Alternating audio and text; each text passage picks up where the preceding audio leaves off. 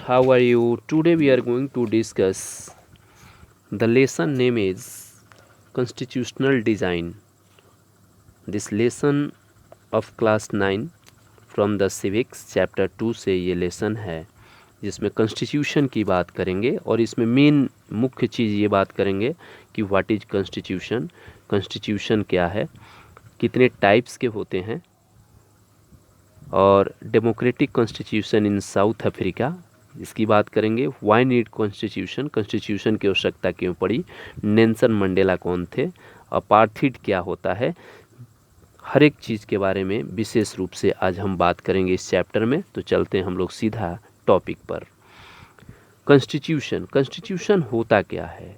तो सिंपल भाषा में हम बोल सकते हैं कि संविधान यानी किसी देश का सर्वोच्च कानून होता है, यानी constitution is the supreme law of the country. Okay, कहने का मतलब मेरा ये है कि संविधान किसी देश का सर्वोच्च कानून है, सरकार के मौलिक राजनीतिक मूल्यों, नीतियों, प्रक्रियाओं, शक्तियों, अधिकारों और कर्तव्यों को परिभाषित करता है। यह सरकार के फंडामेंटल पॉलिटिकल वैल्यूज़ को रिप्रेजेंट करता है, पॉलिसीज प्रोसेस को रिप्रेजेंट करता है, सरकार के राइट्स एंड ड्यूटीज़ को प्रदर्शित करता है। कौन? हमारा कॉन्स्टिट्यूशन। ठीक है, यानी कुल मिलाकर कहें संविधान उन सिद्धांतों को निर्धारित करता है जिनके अनुसार विभिन्न सरकारी निकायों का मतलब गवर्नमेंट बॉडीज़ और ऑर्गन्स शब्द गवर्नमेंट का ऑर्गन्स जो होता है, जैसे हम लोगों का लेजिस्लेटिव, एक्सिक्यूटिव एंड जुडिशियरी, ये गवर्नमेंट का ऑर्गन्स है। तो वही कह रहा है कि जिनके अनुसार जो हमारा संविधान उन सिद्धांतों को निर्धारित करता है जिनके अनुसार विभिन्न गवर्नमेंट बॉडीज़ ऑर्गन्स के बीच पावर, राइट्स, फंडामेंटल राइट वितरित किया जाता है। यानी संविधान की पॉलिसी भी सरकार का अंग की गतिविधियों पर रोक लगाने में सक्षम बनाती है। एक संविधान अपने नागरिकों को मानवाधिकार की रक्षा के लिए सिद्धांत भी देता है। अब कह रहा है कि कितने टाइप्स के कॉन्स्टिट्यूशन होते हैं? तो दो तरह के संविधान होते हैं। एक होते हैं लिखित, रिटेन एंड अनरिटेन कॉन्स्टिट्यूशन, और दूसरा होता है रिजिड एंड फ्लेक्सिबल कॉन्स्टिट्यूशन। लिखित और अलिखित संविधान, दूसरा कठोर और लचीला संविधान। दो तरह का संविधान होता है। उसके बाद में हम लोग बात करेंगे अपार्थिड सिस्टम क्या होता है। जब हम पॉलिटिकल साइंस का बुक देखेंगे तो उसमें लिखा हुआ अपार्थिड सिस्टम। अपार्थिड सिस्टम का मतलब क्या होता है? सिंपल भाषा में हम बोलेंगे कि discrimination based on the colour of skin and the race is known as the apartheid. यानी हम लोगों के इंडिया में लोगों के साथ भेदभाव कास्टिज्म के आधार पर किया जाता है, लेकिन यही विदेशों में देखा जाए, खास करके साउथ अफ्रीका की बात की जाए, ठीक है, 1948 की बात की जाए, 1948 में साउथ अफ्रीका में देखा गया था कि वहाँ पर लोगों को कलर के आधार पर, ठीक है, चमड़ी के आधार पर, स्किन, कलर ऑफ स्किन के आधार पर लोगों को डिस्क्रिमिनेट किया जाता था गोरा काला को लेकर। तो मेरा कहना ये है कि अपार्थिड जो सिस्टम है, रंग भेद जो सिस्टम है, वो discrimination based on the colour of skin के आधार पर लोगों को डिस्क्रिमिनेट किया जाता था white people and black people के साथ। वाइट पीपल जो थे ब्लैक पीपल को कम इम्पोर्टेंस देते थे। यानी कहने का मेरा मतलब ये है कि दक्षिण अफ्रीका की बात की जाए, दक्षिण अफ्रीका में नेशनल पार्टी की सरकार वहाँ पर थी। कब? 1948 में, जो विधान बनाकर, एक नियम बनाकर काले और गोरे लोगों को अलग रहने या निवास करने की प्रणाली थी, सिस्टम थी, लागू की गई थी। इसे ही रंग भेद नीति या अपार्थिड सिस्टम कहते हैं। नहीं समझ में आया होगा? यानी मेरा कहना है कि अपार्थिड एक प्रणाली थी, एक सिस्टम थी जो 1948 से 1990 के दशक की शुरुआत तक साउथ अफ्रीका के कुछ हिस्सों में मौजूद थी। यानी स्किन कलर के आधार पर लोगों को अलग करने की विशेषता थी। यानी हम कह सकते हैं कि apartheid refers to a system of institutionalised racial segregation, जो स्किन के कलर के आधार पर लोगों को सेपरेट किया जाता था। यानी अपार्थीड उस सिस्टम को कहा जाता है जो स्किन के कलर के आधार पर लोगों को अलग किया जाता था, जो साउथ अफ्रीका में विशिष्ट तौर पर चलाया गया था। साउथ अफ्रीका में यह सिस्टम यूरोप के व्हाइट पीपल के द्वारा साउथ अफ्रीका के काले लोग यानी ब्लैक लोगों पर लादा गया था। ये सिस्टम, इस सिस्टम के आधार पर लोगों के बीच डिस्क्रिमिनेशन किया जाता था, डिस्क्रिमिनेट किया जाता था, गोरे काले का भेदभाव किया जाता था। किसके आधार पर किया जाता था भाई? तो अपार्थीड सिस्टम के माध्यम से किया जाता था। अब कह रहा है नेक्स्ट टॉपिक जो है, हमको समझ में आया होगा आपको, आई होप दैट। अब कह रहा है कि democratic constitution in south Africa. South Africa में रंग भेद क्या था वहाँ, थोड़ा सा देखें हम लोग रंग भेद की अपार्थीड सिस्टम क्या है वहाँ। तो कह रहा है कि 17वीं की बात की जाए, दक्षिण अफ्रीका में 17वीं और 18वीं शताब्दी में व्यापार करने के लिए यूरोप की कंपनियां साउथ अफ्रीका में आई थी, जो बाद में साउथ अफ्रीका को गुलाम बना लिया। ठीक है, और काफ़ी बड़ी संख्या में यहाँ गोरे लोग व्हाइट पीपल बस गए और यहाँ के स्थानीय काली चमड़ी वाले यानी ब्लैक स्किन वाले लोगों के साथ रंग भेद शुरू कर दिया, अपार्थीड सिस्टम चालू कर दिया। ठीक है, तो अब कह रहा है कि ये जो सिस्टम आया उसमें कौन अहम भूमिका निभाए इस सिस्टम को ख़त्म करने के लिए, उसी की बात आज हम करने जा रहे हैं कि कौन से इम्पोर्टेंट रोल उसमें ये किए, इम्पोर्टेंट रोल अदा किया गया। तो आप देख रहे होंगे अपार्थीड इन साउथ अफ्रीका की हम लोग बात किए। अब कह रहा है कि यहाँ पर जो है कि black band under the apartheid policy, यानी रंग भेद की नीति के अंतर्गत क्या क्या, यानी ब्लैक पीपल पर प्रतिबंध क्या क्या चीज़ का लगाया गया था। तो कह रहा है कि जो गोरे लोग थे, जो व्हाइट पीपल की जो बस्तियों में बसने की इजाज़त नहीं थी, यानी जो नॉन वाइट पीपल, जिसको हम लोग ब्लैक पीपल के नाम से बोल सकते हैं, लेकिन यहाँ पर नॉन वाइट ही बोलना उचित ज़्यादा रहेगा। ठीक है, यानी ब्लैक पीपल जो थे they have no permission to settled in the white people area, यानी जो गोरे लोग थे उनके एरिया में नॉन वाइट पीपल को बसना परमिशन नहीं था, सेटलमेंट्स का कोई परमिशन नहीं था। परमिट यानी उनको कहीं भी जाना रहता था तो परमिट होने पर भी वहाँ रहने माने वहाँ रह सकते थे, अन्यथा नहीं रह सकते। काले लोग गोरों के लिए आरक्षित स्थानों पर भी नहीं जा सकते थे, यानी आप कहीं भी नहीं जा सकते थे। उतना ही नहीं, ब्लैक पीपल को संगठन बनाने, कोई ऑर्गेनाइजेशन बनाने या इस भेदभावपूर्ण व्यवहार का विरोध करने का भी अधिकार नहीं था। अपार्थीड सिस्टम के खिलाफ आप आवाज़ भी नहीं उठा सकते थे, नॉन वाइट पीपल को कोई अधिकार नहीं था। उतना ही नहीं, ब्लैक पीपल के पास यानी नॉन वाइट पीपल जो थे वोट करने का भी अधिकार नहीं था। ठीक है, वोट करने का भी अधिकार नहीं था। उसके साथ साथ ट्रेन हुआ, बस हुआ, टैक्सी हुआ, होटल हुआ, हॉस्पिटल हुआ, स्कूल हुआ, कॉलेज हुआ, लाइब्रेरी हुआ, सिनेमा हॉल हुआ, थिएटर हुआ, स्विमिंग पूल हुआ, ठीक है, में ब्लैक और वाइट पीपल के लिए अलग अलग व्यवस्था था, यानी सबके लिए अलग व्यवस्था थी।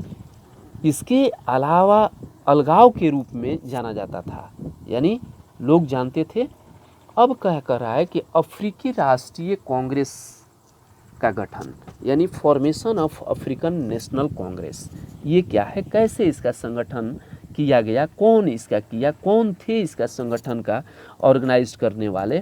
तो कह रहा है कि 1950 के बाद से ब्लैक पीपल और इंडियन ने रंग भेद के खिलाफ यानी अपार्थीड सिस्टम के खिलाफ लड़ाई लड़ी थी। कौन कौन लड़े थे? तो साउथ अफ्रीका के जो लोग थे, ब्लैक पीपल लोग थे, और इंडियन ने किसके खिलाफ आवाज़ उठाया था? अपार्थिव सिस्टम के खिलाफ आवाज़ उठाया था। कब उठाया था? तो 1950 में उठाया था, लड़ाई लड़ी थी।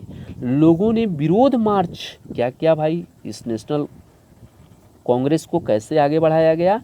तो लोगों ने विरोध मार्च, ठीक है, प्रोटेस्ट मार्च भी क्या किया था? लॉन्च किया था। हड़तालें शुरू की गई थी, हड़ताल किया गया था, स्ट्राइक किया गया था। अफ्रीकन नेशन कांग्रेस, जिसको हम लोग ANC के नाम से भी जानते हैं, उसी ने क्या किया? इस प्रोटेस्ट मार्च को आगे बढ़ाने में मदद किया। वाइट, कुछ ऐसे भी सेंसिटिव वाइट्स पीपल थे जो इसको क्या किए थे? अपोज किए थे ANC को, ठीक है, आंदोलन के नेतृत्व किया।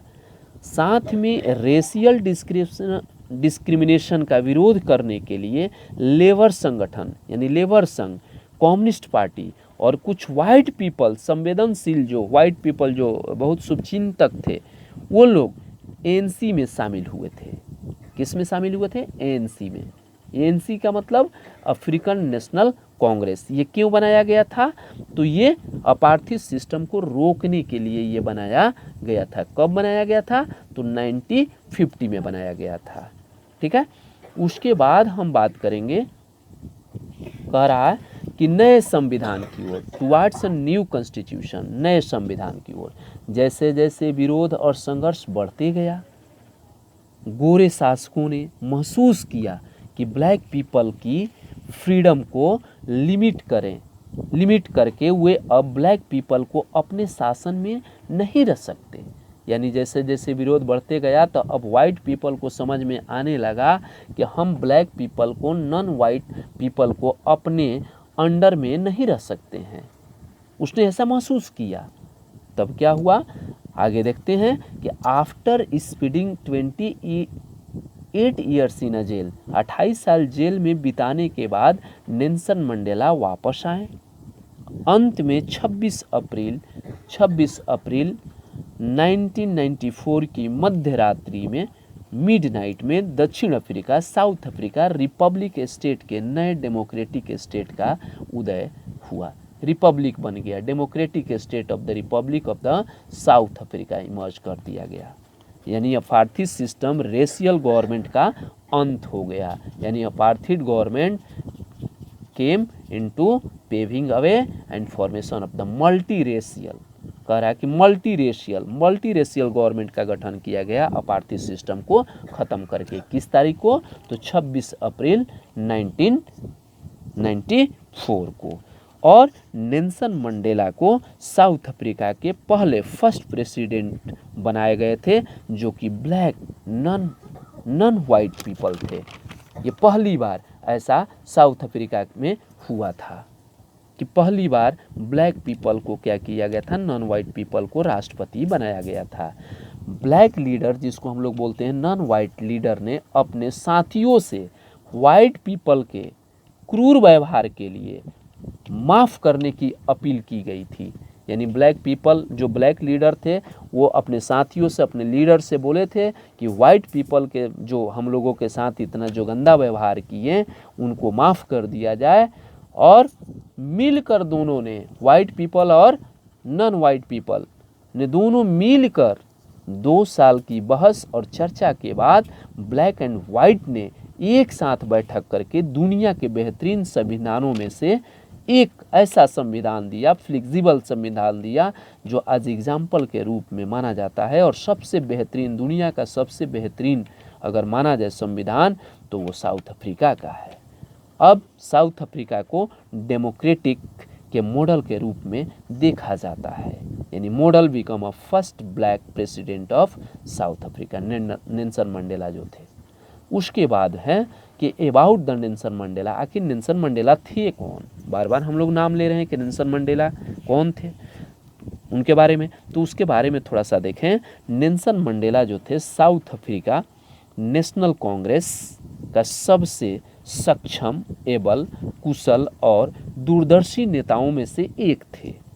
यानी नेल्सन मंडेला जो साउथ अफ्रीका का नेशनल कांग्रेस पार्टी थी, उसका नेतृत्व करने वाले सक्षम, कुशल और दूरदर्शी नेता थे में से एक थे।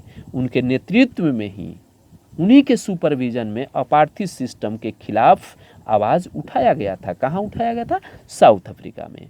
अपार्थी सिस्टम के खिलाफ आंदोलन में भाग लेने के कारण और ये भी देखा गया था कि अपार्थी सिस्टम, जो अपार्थिड मूवमेंट चल रहा था, मूवमेंट अगेंस्ट द अपार्थिड, उसमें भाग लेने के, सिस्टम के खिलाफ आंदोलन में भाग लेने के कारण उन्हें 1964 में आजीवन कारावास की सजा सुनाई गई थी। आजीवन कारावास की सजा सुनाई गई थी, ठीक है। He spend next 28 years in a prison, लेकिन उन्हें 28 वर्षों तक जेल में रखा गया और फाइनली 1994 में उन्हें दक्षिण अफ्रीका का राष्ट्रपति चुना गया, ठीक है। अब कह रहा है कि एक ऑटोबायोग्राफी भी था इनका, नेल्सन मंडेला के द्वारा लिखा गया है। नेल्सन मंडेला द्वारा लिखित एक आत्मकथा है, ऑटोबायोग्राफी है। क्या उसमें लिखे हैं?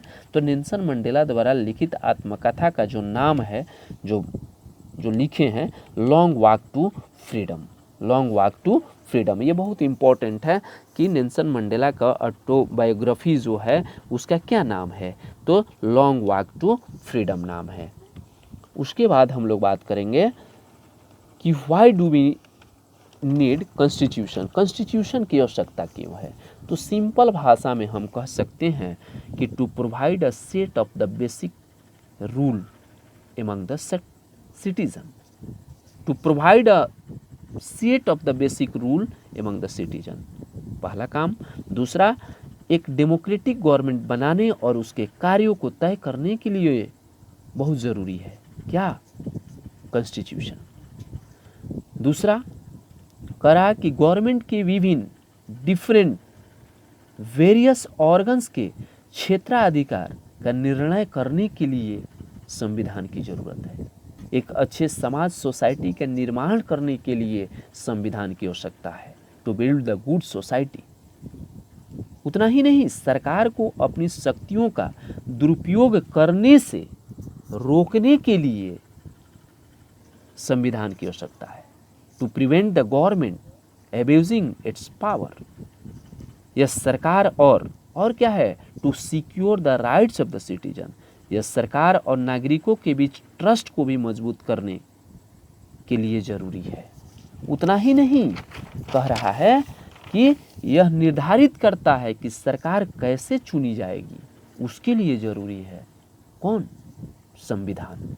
यह सरकार के पावर को लिमिट करने के लिए जरूरी है संविधान। I hope that my dear student, आपको समझ में जरूर आया होगा। Thank you for watching me and listening me. Like, subscribe and share with the other person.